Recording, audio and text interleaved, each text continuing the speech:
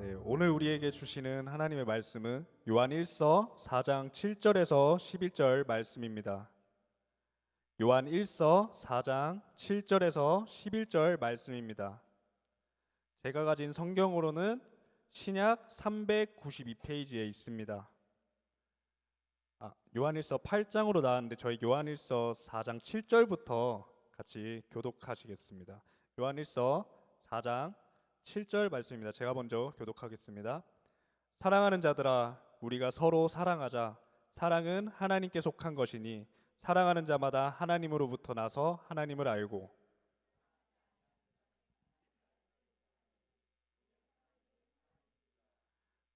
하나님의 사랑이 우리에게 이렇게 나타난 바 되었으니 하나님이 자기의 독생자를 세상에 보내심은 그로 말미암아 우리를 살리려 하심이라.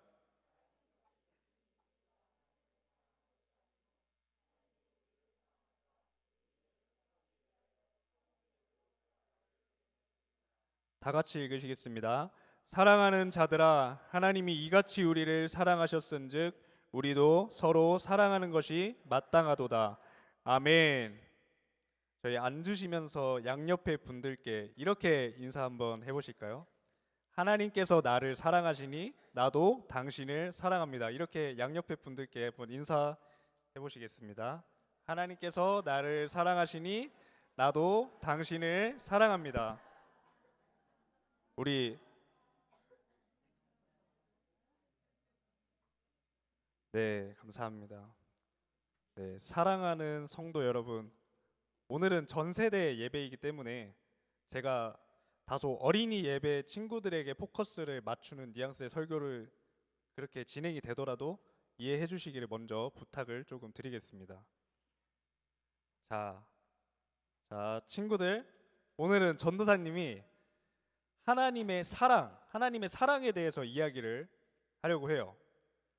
하나님의 사랑은 우리가 세상에 살아가면서 하는 사랑과는 조금 다르다고 합니다.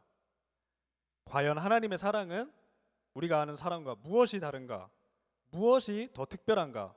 오늘은 이 하나님의 사랑의 특징 이걸 한번 알아보도록 하겠습니다.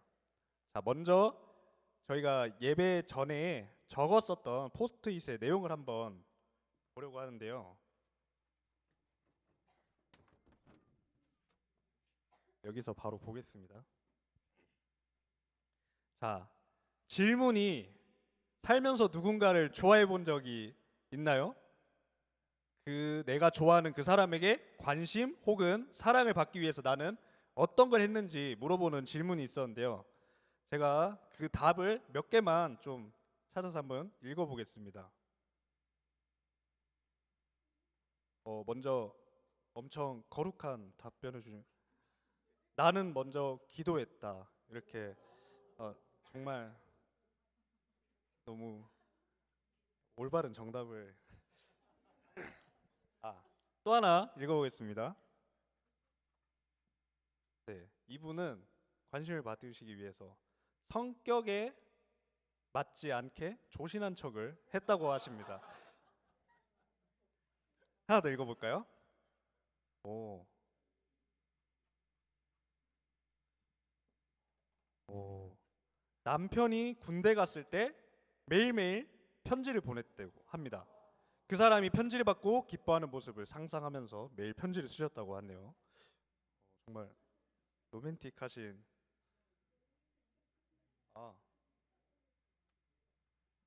두 개만 더 읽어볼까요? 자, 이분은 사랑을 받기 위해서, 관심을 받기 위해서 나의 사소한 일상을 공유하면서 어필한 적이 있다고 하십니다. 자, 마지막으로 한 개만 더 읽어보겠습니다.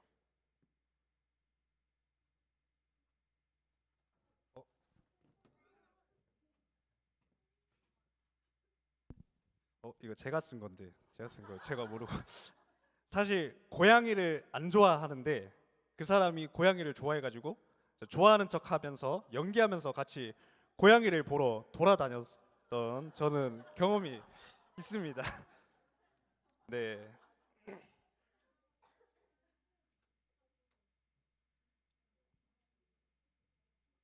자, 친구들은 혹시 우리 유치원이나 학교에서 혹시 다른 이성 친구를 좋아해 본 경험이 있나요? 아마 뭐 친구들은 지금 뭐 잘 없을 것 같고 아마 뭐 현정이는 또 그런 경험이 있을 수가 있겠죠. 전도사님은 옛날에 짝사랑 한 적 경험이 있습니다. 전도사님은 사실 용기가 없거든요. 그래가지고 바로 이래 고백 공격을 하지는 못하고 나름대로 조금 소심하게 전도사님이 좋아하는 그 친구와 잘 돼 보려고 노력을 했었어요. 그때 제가 그 친구의 관심을 얻고 싶어서 아까 말한 것처럼 연기도 하고 또 일부러 더 그 사람과 많이 마주쳐가지고 그 사람 눈에 저를 더 보이려고 노력을 많이 했습니다. 막 그래서 학교를 다니는데 그 친구 시간표를 제가 미리 알아내서 그 친구가 수업 듣는 강의실이 만약에 3층이었으면 내 수업은 3층도 아닌데 저는 일부러 막 3층에 찾아가서 돌아다니고 막 일부러 마주치고 싶어서 그런 경험이 있습니다. 그리고 시험 기간 때도 만약에 전도사님은 그때 그날 시험 공부할 게 따로 없었는데도 일부러 그 친구 열람실에 있다는 걸 알고 도서관에 저도 자리를 잡고 이렇게 공부하는 척을 한 적이 있었어요. 그렇게 조금이라도 그 사람과 마주치고 더 얘기하는 기회를 가지고 싶었어요. 그리고 그 사람이 나랑 얘기하면서 조금이라도 더 관심을 갖기를 바래서 이런 노력을 했던 것이었습니다. 그리고 아까 말씀드렸던 것처럼 이렇게 그 사람의 취향을 미리 막 조사해서 알아내서 일부러 내가 그 사람이 좋아하는 걸 나도 좋아한다고 연기하면서 마치 운명인 듯이 아무튼 막 공감대를 형성하려고 많은 노력을 했었어요. 그 사람의 관심과 사랑을 받기 위해서. 전도사님은 그래야지 그 사람의 관심을 얻을 수 있다고 생각했기 때문에 이렇게 노력을 한 거였어요. 이렇게 우리는 누군가의 관심이나 사랑을 받기 위해서 무언가를 해야만 합니다. 이렇게 우리가 아는 이 세상에서의 사랑은 조건적인 사랑을 합니다. 모든 사람한테는 사랑을 할 때 그 사랑을 발생시키는 조건이 있어야만 해요. 아무 이유 없이 우리는 사랑을 주지 않습니다. 그런데 오늘 우리가 본 말씀에서 말하고 있는 이 하나님의 사랑은 어떠한 조건을 전제하지 않습니다. 우리 요한일서 4장 10절 말씀을 다시 한번 읽어보실까요? 다 같이. 요한일서 4장 10절 말씀 다 같이 한 번만 더 읽어보겠습니다. 자, 요한일서 4장 10절 읽어보겠습니다. 시작. 사랑은 여기 있으니 우리가 하나님을 사랑한 것이 아니요 하나님이 우리를 사랑하사 우리 죄를 속하기 위하여 화목제물로 그 아들을 보내셨습니다. 아멘. 이 말씀에서 하나님이 우리를 사랑하셨다고는 하는데 우리가 뭔가를 했기 때문에 우리를 사랑했다고 말하는 내용은 적혀 있지 않습니다. 우리가 하나님을 먼저 사랑했기 때문에 하나님이 우리를 사랑하신 것도 아니래요. 심지어는 먼저 우리를 사랑하셨던 분은 하나님이셨다고 말합니다. 이렇게 이 요한 1서를 쓴 사도 요한은 하나님이 그냥 일방적으로 먼저 스스로 우리를 사랑하셨다고 증언합니다. 그래서 오늘 우리가 알아보고자 하는 이 하나님의 사랑, 이 하나님의 사랑의 첫 번째 특징은 아무 조건 없이 사랑하셨다입니다. 자, 방금 첫 번째 특징을 들었죠? 친구들 첫 번째 특징이 뭐라고요? 아무 조건 없이 사랑하셨다. 자, 그럼 첫 번째 특징을 알았습니다. 그러면 과연 하나님의 사랑의 두 번째 특징은 뭘까요? 저희가 또 한번 알아보도록 하겠습니다. 자, 여러분, 저희 사람들이 하는 이 사랑에는 특징이 하나가 있는데요. 바로 사람은 매일을 똑같은 온도의 사랑을 할 수가 없다는 겁니다. 전도사님도 솔직히 말하면 막 어떤 때는 사랑이 넘칠 때가 있어요. 그런 날이 있거든요. 막 칭찬을 받아서 기분도 좋고 막 갑자기 선물을 받거나 하는 날에는 제 기분이 좋으니까 덩달아서 마음의 여유도 넓어져서 그날은 더 많은 사랑을 할 수가 있습니다. 그런데 또 어떤 때는 정말 사랑하기 힘든 날도 있어요. 슬픈 일을 겪거나 막 억울하고 짜증나는 일을 겪었을 때, 아니면 잠을 내가 못 자가지고 너무 피곤해서 컨디션이 안 좋아. 그런 때에도 내 마음의 공간은 변합니다. 평소보다 더 작아져서 그날은 사랑을 하기가 힘들어져요. 이렇게 사람은 매일이 다르게 사랑하는 마음이 변하는 것입니다. 그런데 하나님의 사랑의 특징은 사랑을 하시는데 그 사랑에 변함이 없다는 것입니다. 처음에만 뜨겁게 불탔다가 서서히 꺼지는 그런 사랑이 아니라 언제나 동일하게 처음과 같은 사랑을 나에게 계속해서 주고 계신다는 것입니다. 저희 화면을 보시고 말씀을 같이 한번 읽어보시겠습니다. 예레미야 31장 3절 말씀입니다. 예레미야 31장 3절 말씀 한번 읽어보시겠습니다. 시작. 옛적에 여호와께서 나에게 나타나사 내가 영원한 사랑으로 너를 사랑하기에 인자함으로 너를 이끌었다 하였노라. 아멘. 네, 하나님이 어떤 사랑으로 나를 사랑하신다고 말하고 있죠? 바로 영원한 사랑, 변하지 않는 사랑으로 나를 사랑하신다고 말씀하고 계십니다. 그래서 하나님의 사랑의 두 번째 특징은 바로 변하지 않는 사랑입니다. 혹시 친구들 중에 학교나 유치원에서 여자친구나 남자친구 사귀어본 친구들, 아마 어린이 예배 친구들 중에는 잘 없겠죠. 현정이 이런 민찬이 또래들은 아마 경험이 있을 수가 있습니다. 전도사님도 살면서 여자친구 사귄 적이 몇 번 있었어요. 근데 전도사님의 경우를 말하면, 전도사님은 연애를 하면 처음에, 그러니까 내가 이 사람한테 첫눈에 반했던 그 순간에는 그냥 그 사람이 뭘 하든 간에 모든 게 그냥 하는 그 자체가 세상에서 제일 예뻐 보였습니다. 항상. 그때는 막 그 사람이 우는데 막 더 이뻐 보여요. 만화 속의 여주인공이 그냥 울고 있는 것 같아. 그리고 짜증을 내도 그 행동 자체가 그냥 너무 귀엽게 보입니다. 그래서 그 사람의 매력으로 보여요. 짜증을 내는 것조차. 한 번은 여자친구랑 같이 시험 공부를 한 적도 있었는데, 같이 공부하다가 옆에서 여자친구가 잠이 들었어요. 근데 침을 좀 흘리면서 자는 거예요. 근데 저는 처음에 콩깍지가 벗겨지기 전에는 그 모습도 그냥 너무 천진난만한 애기같이 보여서 오히려 더 귀여워 보였었습니다. 그런데 사람은 시간이 흐르면 어느 순간 모든 것이 다 예쁘게만 보이던 이 콩깍지가 벗겨지는 순간이 옵니다. 그 사람이 울면 철없는 어린애같이 보여요. 짜증낼 때도 마찬가지로 짜증이 나고요. 자면서 침을 흘리는 모습을 보면 그 침 이러면서 더 이상 귀엽게 보이지가 않을 때가 옵니다. 이렇게 우리는 항상 처음과 똑같이 뜨거운 사랑을 지속하기가 어렵습니다. 그런데 하나님은 아니십니다. 하나님은 절대 콩깍지가 벗겨지지가 않아요.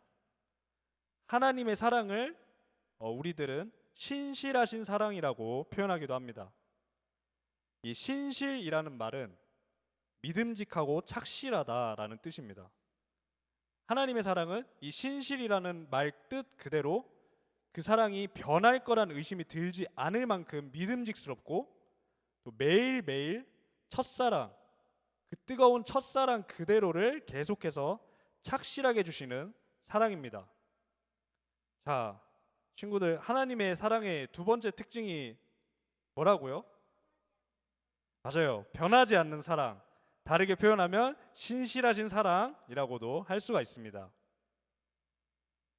그런데 이 하나님의 사랑을 받으면서 살아가는 우리는 삶을 살아가면서 우리가 받은 이 하나님의 사랑을 의심하게 됩니다.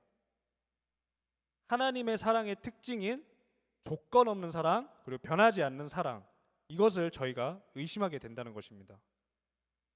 사탄은 우리의 마음을 교묘하게 흔들어서 하나님 사랑의 첫 번째 특징인 조건 없는 사랑을 의심하게 만들어요. 특히 그리스도인들에게 사탄은 많은 혼란을 줍니다. 사탄은 막 우리에게 너 그렇게 형편없이 살면서 하나님의 사람이라고 할 수가 있냐? 난 네가 지은 죄를 다 알고 있는데, 네가 겉으로는 그럴듯해 보여도 그 속에는 정말 용납하기 힘든 악을 저지른 걸 다 알고 있어. 이런 식으로 항상 우리의 마음을 흔듭니다.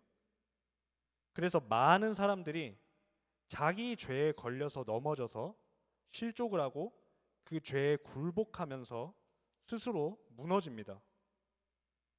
정말 나 같은 사람이 어떻게 하나님의 사람이라고 할 수 있는가? 이러한 질문을 하면서 좌절을 경험해요. 그런데 여러분, 하나님의 사랑은 조건 없는 사랑이었습니다. 이 조건이 없는 사랑일 뿐만이 아니라 아까 읽었던 10절 말씀에서는 하나님은 이미 죄인이었던 나를 알고도 사랑하셨다는 것을 우리가 엿볼 수가 있습니다. 10절에 보면 하나님이 우리를 사랑하사 우리 죄를 속하기 위하여 화목제물로 그 아들을 보내셨습니다. 이렇게 나와 있는데요. 하나님께서는 나를 사랑하실 때 이미 내 죄를 씻어주시려고 자기 아들을 보내셨다고 여기에 나와 있어요. 이미 내가 죄인인 걸 알고 계셨기 때문에 나를 사랑하는 방법으로서 예수님을 보내서 내 죄를 씻어주셨다는 얘기입니다. 우리는 하나님이 나를 사랑하신다는 것을 믿음으로 의롭다 칭함을 받은 거지 우리의 어떠한 행실로 의롭게 된 것이 절대 아니에요. 하나님은 내가 의로워가지고 나를 사랑하신 것이 아닙니다. 저희 그림을 한번 띄워주시겠어요? 자, 그림을 보시면 그림을 설명하기 전에 하나님은 나를 사랑하신다는 그 증거로 자신의 하나뿐인 아들을 이 세상에 보내셨고 십자가에 달리게 하셨습니다. 십자가에 달리신 이 예수 그리스도의 사건, 이게 바로 하나님의 사랑의 증거예요. 우리가 의롭게 될 수 있는 방법은 오직 하나님이 날 사랑하셔서 이 예수 그리스도의 십자가 사건이 이 땅에서 이루어졌다는 이 사실을 믿는 것뿐입니다. 그런데 이 그림을 보면 알 수 있듯이 예수 그리스도의 십자가는 이미 이 땅에 박혀 있습니다. 성취가 돼 있는데 이 하나님의 사랑이 이미 이 땅에 이루어졌는데 우리처럼 종교 생활을 하는 사람들은 예수님의 십자가가 아닌 다른 곳에 엉뚱한 곳에 망원경을 비추면서 복음을 찾는 모습을 묘사한 그림입니다. 이거는 우리 보배담 친구들과 성도 여러분께서는 자꾸 내가 하나님의 사랑을 받기 위해서 무언가를 살아내야만 한다는 걱정에 빠지지 않으시기를 소망합니다. 하나님의 사랑은 살아냄으로 받아내는 게 아니라 믿음으로 얻어지는 것입니다. 또한 두 번째로 우리는 살다가 보면 하나님 사랑의 두 번째 특징인 변하지 않는 사랑, 신실하신 하나님의 사랑에 대해서 의심을 하게 되는데요. 바로 삶의 어려움이 하나님의 사랑을 망각하게 만들기 때문입니다. 이로 인해서 우리는 내가 변함없이 사랑받고 있다는 그 기쁨을 잊어버립니다. 혹시 몸과 마음이 아파가지고 혹은 현실에서의 너무나 큰 시련 때문에 더 이상 내 앞에 희망을 상상할 수가 없어서 그래가지고 하나님이 날 사랑하기 위해 이 아들까지 주셨다는 그 선하신 하나님의 사랑이 의심될 때가 있으신가요? 우리 화면을 보고 말씀 한 절을 더 읽기를 원합니다. 로마서 8장 35절 말씀입니다. 로마서 8장 35절 함께 읽겠습니다. 시작. 누가 우리를 그리스도의 사랑에서 끊으리요? 환난이나 공고나 박해나 기근이나 적신이나 위험이나 칼이랴. 여러분, 그 무엇도 어떠한 상황도 하나님의 사랑은 끊을 수가 없습니다. 하나님의 사랑은 세상의 환경이 어떻게 되든 간에 결코 변하지 않습니다. 우리 화면을 보고 말씀 한 절만 더 읽어볼까요? 로마서 8장 37절인데요. 로마서 8장 37절 한번 읽어보겠습니다. 시작. 그러나 이 모든 일에 우리를 사랑하시는 이로 말미암아 우리가 넉넉히 이기느니라. 하나님께서 나를 변함없이 사랑하신다는 그 사실을 믿고 누림으로 얻어지는 이 기쁨이 우리의 이 모든 일을 이기는 것입니다. 하나뿐인 아들을 주시기까지 날 살리고자 하셨던 그 하나님의 뜨겁고 선하신 사랑은 지금도 변하지 않고 여전히 나에게 부어지고 있습니다. 어려운 상황에서 좌절하는 것이 아니라 나를 살리고자 하셨던, 나를 살리셨던 그 하나님의 뜨거운 사랑이 여전히 나를 사랑하고 있음을 믿음으로 오히려 어려움이 닥치면 그 어려움 가운데서 우리가 소망하며 기뻐하게 되는 성도님들이 되시기를 소망합니다. 여러분, 이 하나님의 사랑의 특징처럼 조건 없이 주시고 변함없으신 이 하나님의 사랑은 우리가 의심하거나 다른 길을 찾아서는 안 됩니다. 하나님의 사랑 말고 다른 길은 없다는 이 사실을 성경이 말하고 있습니다. 여러분, 저희는 어떤 때든지 우리는 항상 꼭 기억해야만 합니다. 내가 하나님을 사랑해가지고 하나님과의 관계가 형성된 것 아닙니다. 내가 사랑 받으려고 노력을 해가지고 사랑을 받게 된 것도 아닙니다. 우리는 분명히 기억해야 합니다. 우리가 받은 이 사랑은 자격 없는 자가 받은 사랑입니다. 그래서 우리가 이거를 은혜라고 말하죠. 하나님이 날 먼저 사랑하셨고 날 사랑하셔서 어떤 일까지 하셨냐면 사랑하는 나를 살리시기 위해서 심지어는 자신의 하나뿐인 너무나 귀중한 아들까지도 나 대신에 죽게 하셨습니다. 하나님과 나의 이 사랑은 이 정도로 뜨거운 로맨스입니다. 여러분, 오늘 설교 제목 뭔지 아시나요? 설교 제목은 날 사랑하심입니다. 저는 하나님의 사랑이 뭐냐고 물으면 나오는 그 대답이 날 사랑하심, 날 사랑하심이라고 생각해서 오늘 제목을 이렇게 선택을 했는데요. 여러분, 하나님이 나를 사랑하십니다. 그런데 나를 사랑하시는 그 하나님의 사랑은 그냥 어느 한날에 깔짝 좋아했었다, 이 정도의 로맨스가 아니라 날 얼마나 뜨겁게 사랑하냐면 아까도 말씀드렸듯이 자기의 하나밖에 없는 가장 중요한 것을 버리면서까지 날 사랑하는 그 사랑이었습니다. 그리고 이 뜨거운 하나님의 사랑의 특징 두 가지 뭐라고 했었는지 친구들 기억하죠? 조건이 없는 사랑, 그리고 신실하신 사랑이라고 했습니다. 이렇게 확실하게 뜨거운 사랑은 내가 받았나 안 받았나 의심할 여지가 없는 뜨거운 사랑입니다. 하나님은 내 주제에 내 자격 따지지 않고 나를 사랑한다고 명백하게 말씀하셨고요.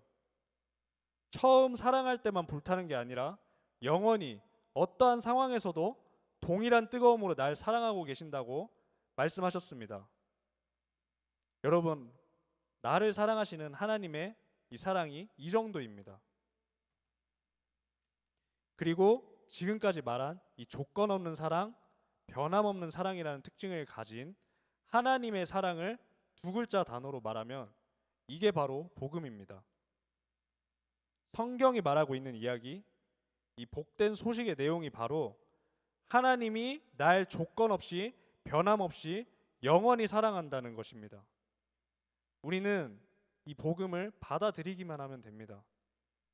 그러니 우리가 이 사랑을 믿음으로 충만히 누립시다. 혹시 복음을 받아들이는데 그냥 믿음으로 그냥 받아들이라 말하는 것이 비합리적이라고 생각하시나요? 혹시 하나님의 사랑을 사랑의 어떠한 이성으로 지식으로 이해하고 받아들여야 한다고 생각하시는 분이 계신가요? 하나님의 사랑은 근본적으로 비합리적인 사랑입니다.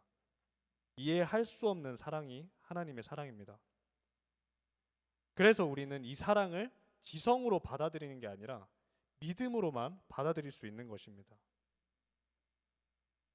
네, 우리가 오늘 이 말씀을 기억하면서 다 같이 찬양 하나를 하기를 원하는데요. 저희에게 다소 생소한 곡일 수가 있습니다. 그럼에도 제가 함께 부르고 싶었던 이유가 이 찬양의 가사 자체가 오늘 본문인 요한 1서 4장의 내용, 하나님의 사랑을 가사로 하고 거기에다가 곡조를 입힌 찬양이기 때문입니다. 제가 먼저 이 가사를 한번 읽어드려 볼게요.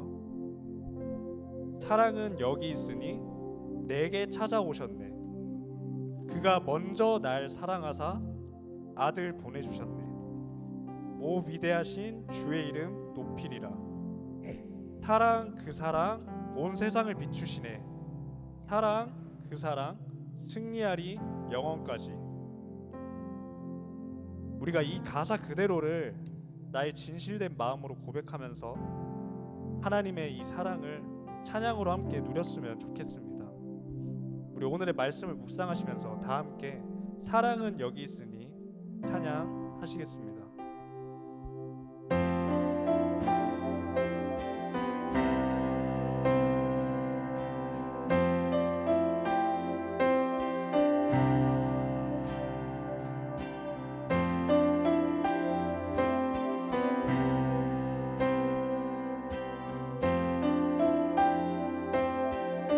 사랑은 여기 있으니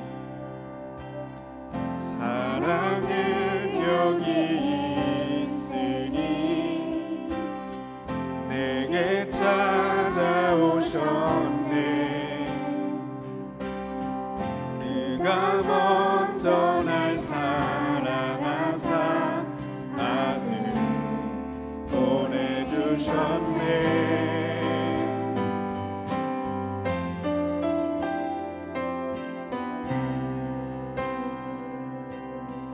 다시 한번 처음부터 찬양하기 원합니다. 사랑은 여기 있으니 사랑은 여기 있으니 내게 찾아오셨네.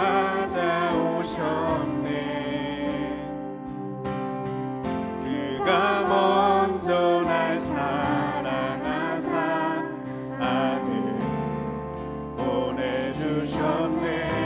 오 위대하신 주의 이름 오 위대하신 주의 이름 높이리라. 사랑 그 사랑 온 세상을 비추시네. 사랑 그 사랑 승리하리 영원까지.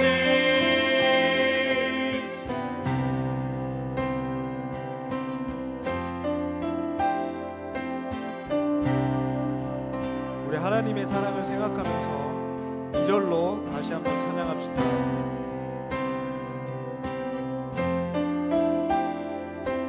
사랑은 여기 있으니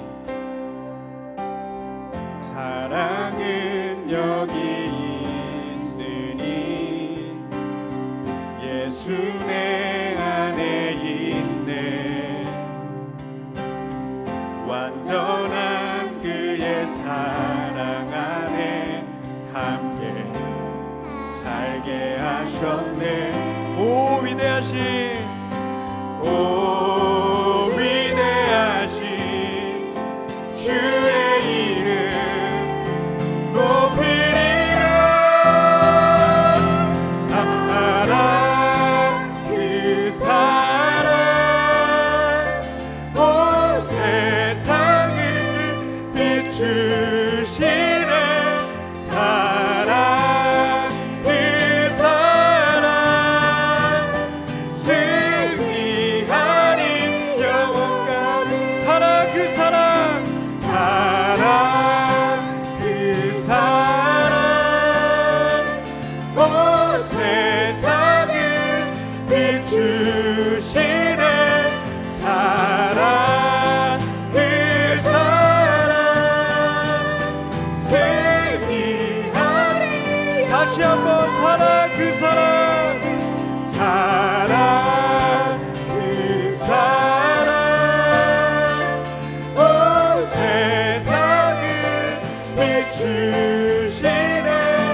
사랑 그 사랑 승리. 저희 마지막으로 다시 한번 고백합시다. 사랑 그 사랑 사랑 그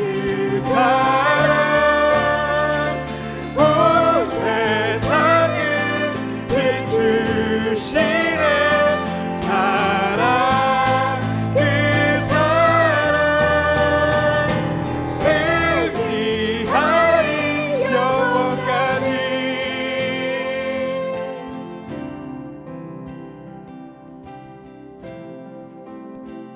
내가 먼저 사랑한 것이 아니라 나를 먼저 사랑하신 하나님 아버지, 우리의 공로가 아니요 죄인 그 자체인 우리를 사랑하신 하나님의 놀라운 사랑을 이 시간 우리가 찬양합니다. 자격 없는 자에게 하나님의 자녀가 될 자격을 주신 주의 은혜를 감사하며 우리가 찬양합니다. 날 사랑하시는 하나님, 나 같은 죄인을 사랑하신 놀라운 그 사랑, 그 누구도 할 수 없는 그 사랑을 베푸신 하나님의 은혜를 우리가 이 시간 찬양하지 않을 수가 없습니다. 사랑의 하나님, 우리의 찬양이 오직 하나님 한 분께만 올려지게 소망합니다. 오직 홀로 주님 홀로 이 영광을 받아 주시옵소서. 이 모든 말씀 신실하게 우리를 사랑하시는 우리 주 예수 그리스도의 이름으로 기도합니다. 아멘.